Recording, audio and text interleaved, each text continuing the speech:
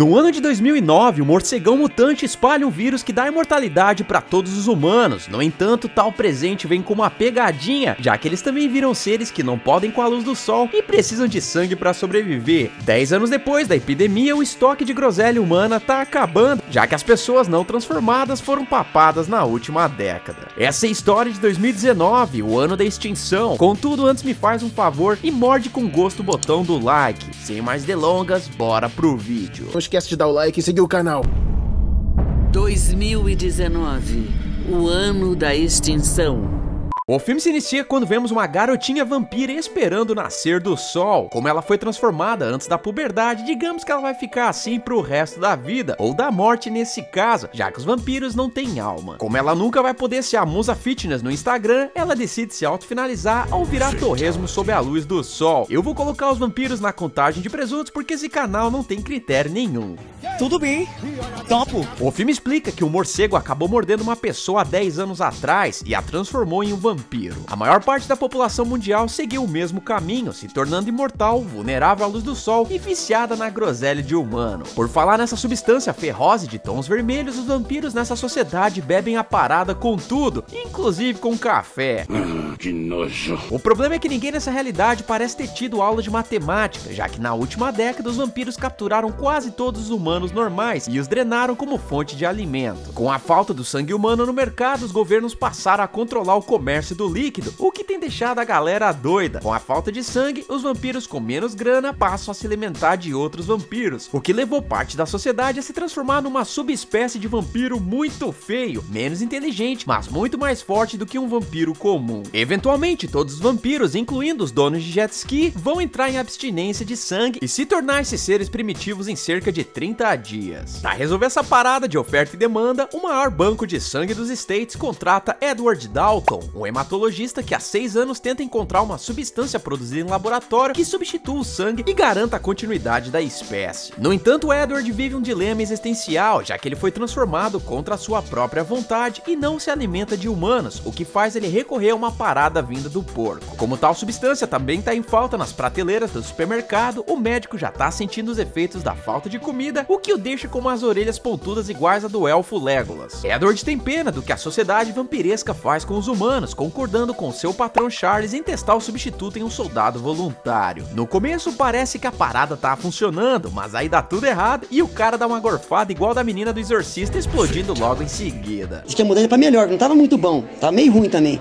tava ruim. Agora parece que piorou. Depois do fracasso, Edward volta pra casa e do nada quase bate em outro carro. Ao tentar prestar socorro, o cara toma uma flechada no braço pra ficar esperto, já que naquele veículo estão alguns humanos fugindo da polícia do Drácula. Ele oferece a sua ajuda e esconde a galera em seu próprio carro. Enquanto ele despista os tiras, uma mulher chamada Audrey dá um confere no crachá do vampirinho, só pra depois dar um follow no Tinder da vida. Hoje você tá um gato. Os humanos dão no pé depois e Edward volta pra casa, onde encontra seu irmão Frank. O cara é um militar que caça humanos e tem um presentinho especial pro seu brother, nesse caso um garrafão de sangue puro. Obviamente Edward rejeita o presente e seu irmão tem um ataque de pelanca porque a relação entre os dois nunca foi boa exatamente. No entanto, a prosa é interrompida por um bicho feio desgracento que invade a casa farejando sangue na parede. Esse Batman humano agora faz parte da subespécie que sofreu mutação e veio assolando a sociedade vampiresca. Os irmãos Parada Dura vão pra cima e como Edward não manja das trocação, é o seu irmão que o salva cortando a fera de baixo pra cima. Quando a polícia vem pra recolher o corpo, é revelado que a criatura feia que dói era ninguém menos do que o jardineiro de Edward. O doutor diz que isso é impossível, já que há menos de 2 semanas atrás o bichão era um vampiro normal. Porém a resposta chega logo quando o legista descobre marcas de presa nos próprios braços do morcegão, indicando que o cara tava com o nome no SPC e sem grana pra comprar sangue, o que o levou a se alimentar de si mesmo.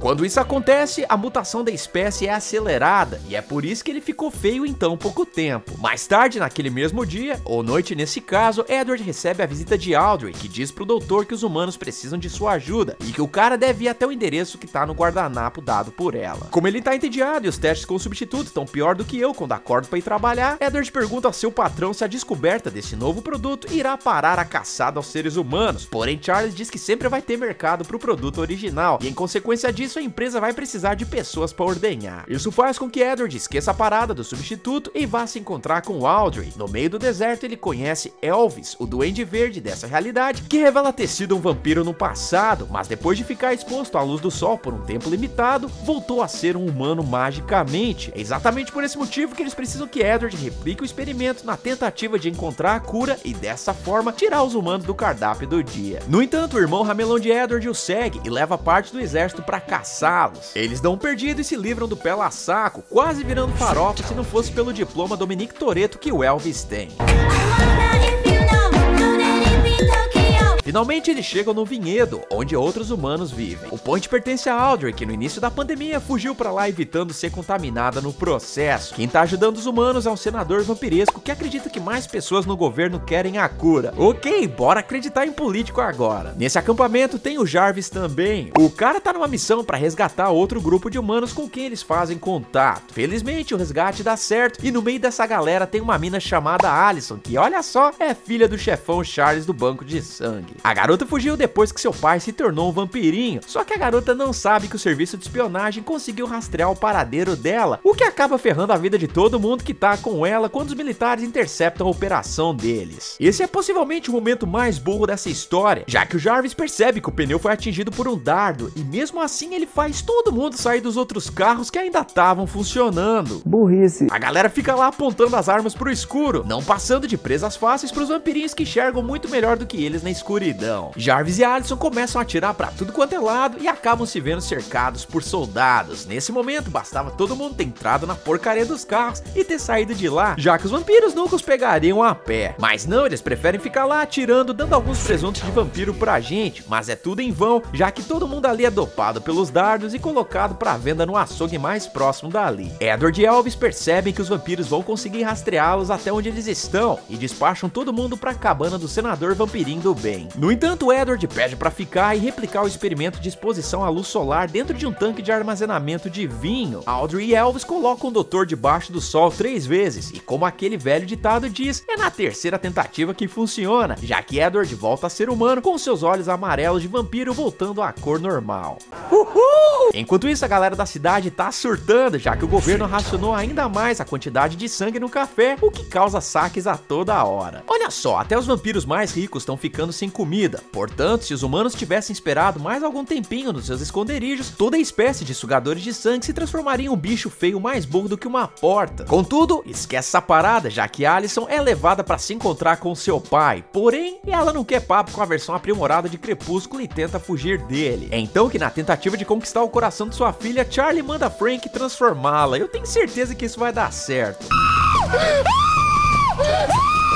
Mesmo ganhando dentes afiados e poderes muito maneiros, Allison não quer se alimentar do buffet de humano e passa a fazer a mesma parada que o jardineiro fez, o que a transforma num bichão feio mais rápido do que o normal. Com a sociedade do Drácula julgando os primos feios de segundo grau que estão se multiplicando rapidamente, o governo manda fazer churrasco de todo mundo, o que estranhamente é celebrado pelos soldados. Mano, daqui a um mês são vocês. São os caras perturbados de verdade, né? Nesse meio tempo, o trio Parada Dura chega na cabana do senador, mas já atrasados, porque os militares passaram por lá e cagados de fome paparam todo mundo, inclusive o senador. Sem saída, Edward decide voltar pra cidade e trocar uma ideia com Christopher, um médico que trabalhava com ele na busca do substituto. Ele oferece a cura ao seu amigo, mas ele dá um migué e os trai chamando os militares. Infelizmente, Audrey é capturada enquanto Edward e Elvis fogem pelo metrô. Eles se escondem no almoxarifado e são atacados por um vampiro feio, que só não faz a boquinha do dia porque Frank chega e finaliza o bichão. Edward diz que pode ajudar o seu brother, mas ele tá mais interessado em abocanhar o Duende Verde. O doutor então decide bater o pé na mesa e vai trocar uma ideia de homem pra vampiro com Charles. Edward pede pra ser transformado de novo, já que ele não aguenta viver com medo em ser um humano novamente. Eu não estou suportando mais. Em troca, ele vai dar a cura pro patrão de forma a possibilitar que alguns vampiros sejam destransformados só pra serem inclusos no menu da semana. É aí que Charles diz que não tá interessado, já que o Christopher finalmente conseguiu criar o produto substituto e afirma também que agora vai papar os suculentos ombros cérebros de Edward. Mas olha só, era tudo uma estratégia do hematologista cujo sangue agora pode curar vampiros que o bebam. É então que Charles volta a ser humano, mas isso não vai durar muito, já que ele é despachado pela dupla para virar sede natal dos soldados. Olha só, o sangue de Edward e Elvis cura vampiros, correto? Não era mais fácil eles espalharem pequenas quantidades da parada pela cidade? Dessa forma, os vampiros iriam se tornar humanos um a um, passando a cura para todo mundo. É óbvio que no curto prazo alguns humanos iriam virar Mac Sangue feliz, mas no longo a humanidade voltaria com tudo. Edward e Audrey tentam fugir, mas são parados pelos soldados. É aí que Frank vem para fazer alguma coisa que preste e os salva, mas mais uma vez são rendidos por um pilotão gigante de vampiros do Bop. Como Frank também virou humano depois de ter mordido Elvis, ele não dura muito e é devorado pelos soldados que estão em jejum há umas 2 semanas. Vou te comer! O problema é que esses soldados que chegam nele primeiro também viram humanos, e assim são empacotados como marmita também. Enquanto isso, Edward e Audrey lutam com alguns seguranças vampirescos e levam a melhor, ferindo seus corações, o que faz a galera por algum motivo explodir. Por que, senhor? Por quê?